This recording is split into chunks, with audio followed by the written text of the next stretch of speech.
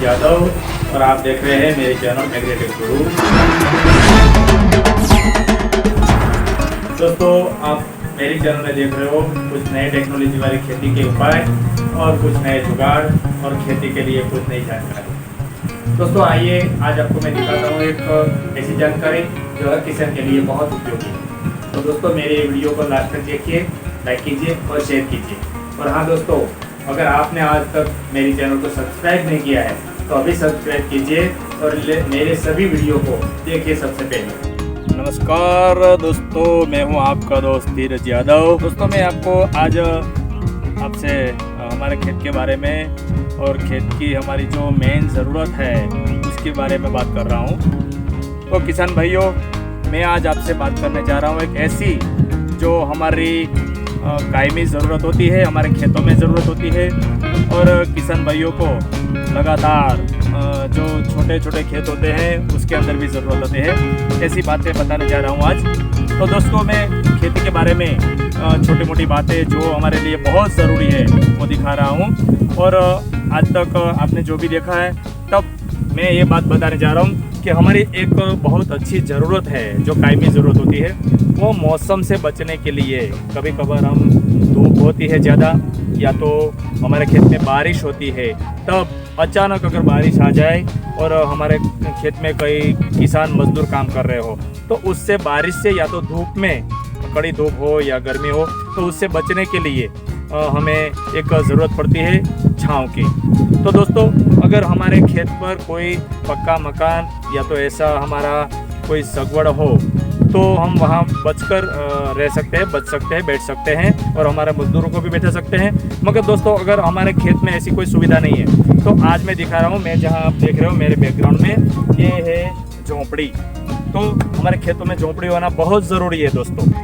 तो दोस्तों, इस झोपड़ी के बारे में आपको बताने जा रहा हूँ जो मैंने बारिश के समय बनाई है, इसलिए मैं आपको नहीं दिखा सकता। मगर खेत में हमारे पास सबसे आसान तरीका जो झोपड़ी बनाने के लिए होता है, बिल्कुल बहुत ज़रूरी है कि हमारे खेत में एक ऐसी छांव हो जहां हम बैठ सके, बारिश से और धूप से हमें रक्षा मिल सके और थोड़ी देर आराम कर सके। तो इसलिए मैं आपको ये झोपड़ी दिखाने जा रहा हूँ कि हमारे खेत में कैसे बनाई जाती है। मैंने बारिश के समय बनाई, इसलिए कैसे बनाई ये नहीं दिखा सकता, मगर कैसे बन सकी है और उसके बारे में मैं छोटी छोटी बातें भी आपको बताने जा रहा हूँ। तो दोस्तों, मैं आइए दिखाता हूँ ये झोपड़ी मैंने कैसे बनाई। आइए दोस्तों, मेरी झोपड़ी से आपको मुलाकात कर दूं। तो सबसे पहले तो दोस्तों, इस झोपड़ी बनाने के लिए हमें कुछ लकड़ी की ज़रूरत पड़ेगी, एकदम सीधी सी। अगर 4 लकड़ी है आपके पास तो 4 लकड़ी को आप ऐसे, जहां मैंने यहाँ पर गाड़ दी है, ये देखिए, ये है मेरी झोपड़ी की लकड़ी। ऊंचाई करीबन 10 फीट करीबन ऊंचाई होनी चाहिए। तो ऐसी 4 लकड़ी जो आपके पास है, तो ऐसी कोई भी लकड़ी चलेगी, सीधी होने की बिल्कुल ज़रूरत नहीं है। आपके पास जो भी लकड़ी है सूखी, उसको आप लगा सकते हैं। यहाँ मैं हटा के दिखा सकता हूँ। ये कुछ कपड़ा बांध दिया है क्योंकि बारिश न लगे वहाँ, भीग न जाए इसलिए।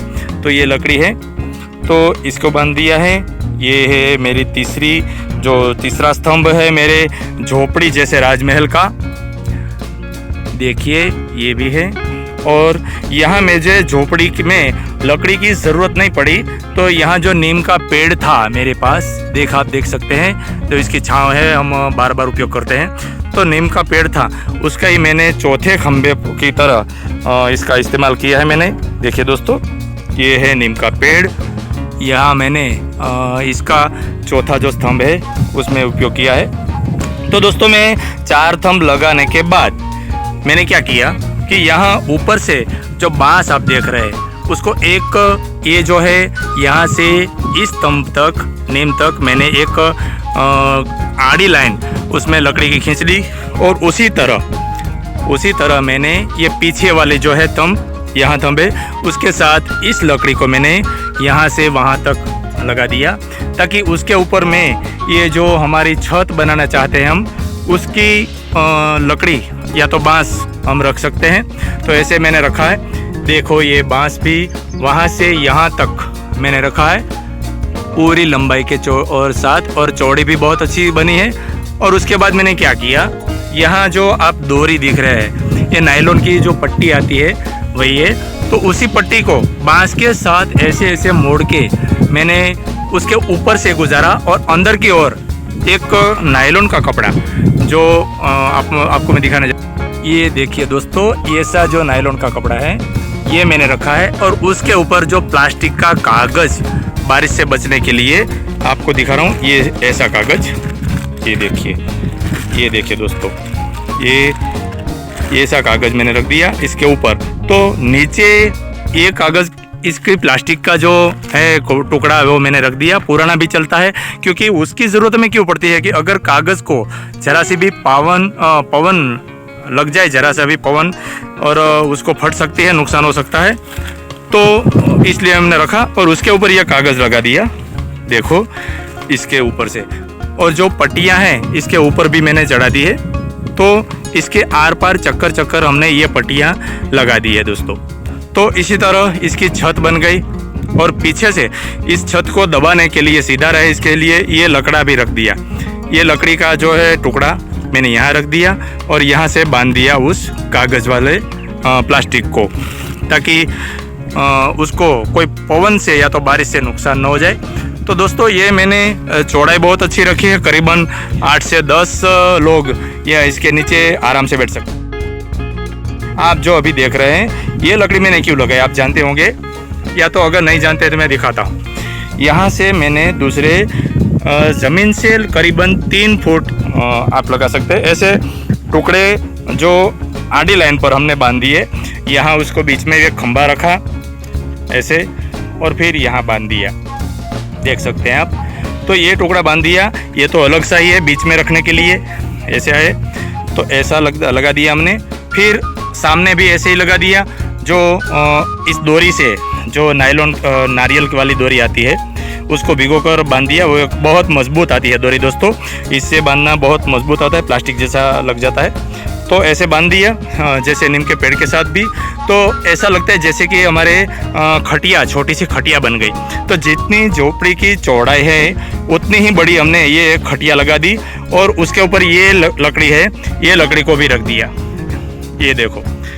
तो इसके ऊपर हम क्या कर सकते हैं दोस्तों, इसके ऊपर हम कभी अगर थक गए हैं तो नीचे अगर बारिश के समय में आप देखते हो ये ज़मीन पूरी भीगी हुई है, तो भीगी ज़मीन में हम बैठ नहीं सकते आराम से, मगर यहाँ हम आराम से बैठ सकते हैं। मैं अभी आपको दिखाता हूँ कैसे बैठ सकते हैं। और देखो दोस्तों, जैसे ये आराम से मैं बैठकर आराम कर सकता हूँ। अगर कितनी भी चाहे बारिश हो तो या तो धूप हो, तो थोड़ी देर आराम करने के लिए भी ये झोपड़ी हमें बहुत काम लगती है दोस्तों।